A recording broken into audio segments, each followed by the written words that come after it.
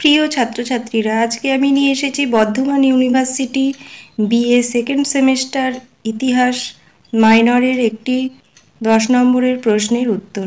প্রশ্নটি হলো, গুপ্ত সাম্রাজ্যের পতনের কারণগুলি আলোচনা করো।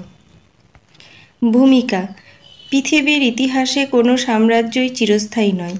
কালের অমোঘ নিয়মে একদা শক্তিশালী গুপ্ত সাম্রাজ্যকেও পতনের হাত থেকে রক্ষা করা যায়নি।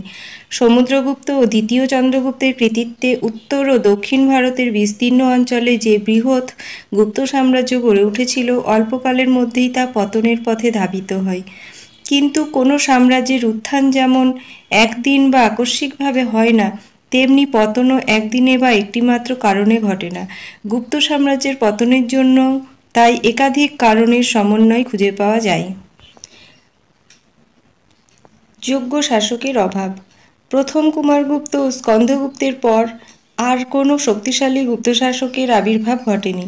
ফলে গুপ্ত সাম্রাজ্যকে রক্ষা করার মতো যোগ্য শাসকের অভাব দেখা যায়। যোগ্য শাসকের অভাবে বুধগুপ্তের পর গুপ্ত সাম্রাজ্য ক্রমশ পতনের দিকে এগোতে থাকে। তাই বলা যায়, যোগ্য শাসকের অভাবই গুপ্ত সাম্রাজ্যের পতন ডেকে আনে। Next point, রাজপরিবারে অন্তঃকলহ। গুপ্ত রাজপরিবারে অন্তর্দ্বন্দ্বও ছিল। স্কন্দগুপ্তের মৃত্যুর পর গুপ্ত সাম্রাজ্য বেশ কিছুকাল টিকেছিল সত্য, কিন্তু স্কন্দগুপ্তের মৃত্যুর পর যে সকল শাসকগণ রাজত্ব করেছিলেন তারা হলেন পুরগুপ্ত, দ্বিতীয় কুমারগুপ্ত, বুধগুপ্ত, বৈনগুপ্ত, ভানুগুপ্ত, নরসিংহগুপ্ত, বালাদিত্য, তৃতীয় কুমারগুপ্ত ও বিষ্ণুগুপ্ত। এই সকল শাসকদের মধ্যে উল্লেখযোগ্য ছিলেন বুধগুপ্ত। গুপ্ত রাজপরিবারের কোনো সুনির্দিষ্ট উত্তরাধিকার আইন ছিল না, ফলে সিংহাসন নিয়ে বারবার দ্বন্দ্বের সৃষ্টি হয়েছে।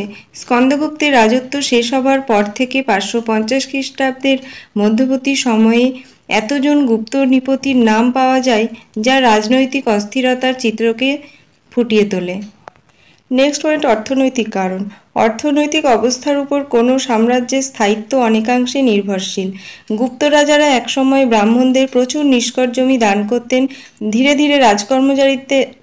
ধীরে রাজকর্মচারীদের বেতনের পরিবর্তে নিষ্কর জমি দেওয়ার ব্যবস্থা চালু হয়।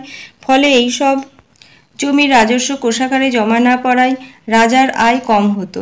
তাছাড়া স্কন্দগুপ্তের শাসনকালে মালব অঞ্চল গুপ্তদের হাতছাড়া হওয়ার ফলে উত্তর ও দক্ষিণ ভারতের মধ্যে বাণিজ্যিক যোগাযোগ সম্পূর্ণ বন্ধ হয়ে যায়।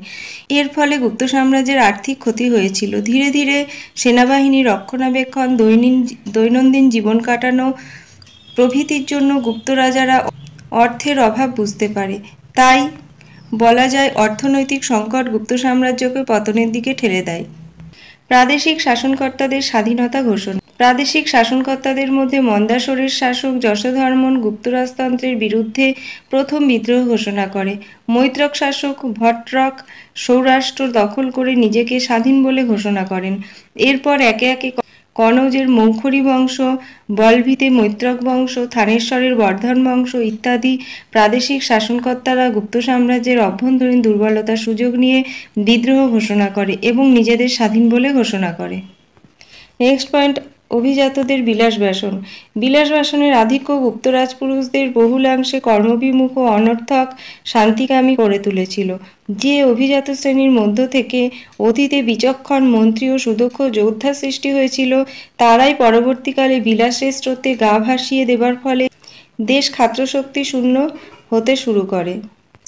সামরিক দুর্বলতা। গুপ্ত যুগে রাজাদের প্রত্যক্ষ নিয়ন্ত্রণে কোনো সুগঠিত সেনাবাহিনী ছিল কিনা তা জানা যায় না। এমনকি হরিসেন প্রশস্তিতেও গুপ্ত সেনাবাহিনীর কোনো উল্লেখ নেই। তাছাড়া বহিঃশত্রুর মোকাবিলা করার মতো অস্ত্র সম্ভবত গুপ্ত রাজাদের ছিল না। অপরদিকে হুনেরা ধাতু নির্মিত অস্ত্র ব্যবহার করত। মনে হয় গুপ্তদের যুদ্ধাস্ত্র খুব উন্নত ছিল না বলেই বহিঃশত্রুর হাত থেকে ওই সাম্রাজ্য রক্ষা করা সম্ভব হয়নি। এছাড়া সেনাবাহিনীর জন্য গুপ্তরা সম্পূর্ণভাবে সামন্তদের উপর নির্ভরশীল ছিলেন। এমনকি যুদ্ধের অন্যতম প্রধান সরঞ্জাম হাতি এবং ঘোড়ার ওপরেও সম্রাটের কোনো একচেটিয়া কর্তৃত্ব ছিল না। বলা যায়, সামরিক দুর্বলতা গুপ্ত সাম্রাজ্যের পতনের একটি বিশেষ কারণ। উপসংহার: কোনো কালেই বা কোনো দেশেই রাজ্য বা সাম্রাজ্যের স্থায়িত্বের কোনো নজির ইতিহাসে নেই। আরব ঐতিহাসিক ইবন খালদুনের মতে, প্রতিটি সাম্রাজ্যের জন্ম আছে, উত্থান আছে, আবার পতনও আছে। গুপ্ত সাম্রাজ্যও এর ব্যতিক্রম ছিল না। হুন আক্রমণ গুপ্ত সাম্রাজ্যের পতনের শেষ অধ্যায় রচনা করেছিল। অভ্যন্তরীণ দ্বন্দ্বে দীর্ণ গুপ্ত সাম্রাজ্য এই আক্রমণ প্রতিরোধে ব্যর্থ হয়। হুন আক্রমণের মোকাবিলা করতে গিয়ে গুপ্ত রাজকোষে ব্যাপক চাপ পড়ে, যা সাম্রাজ্যের পক্ষে অত্যন্ত ক্ষতিকর হয়ে ওঠে।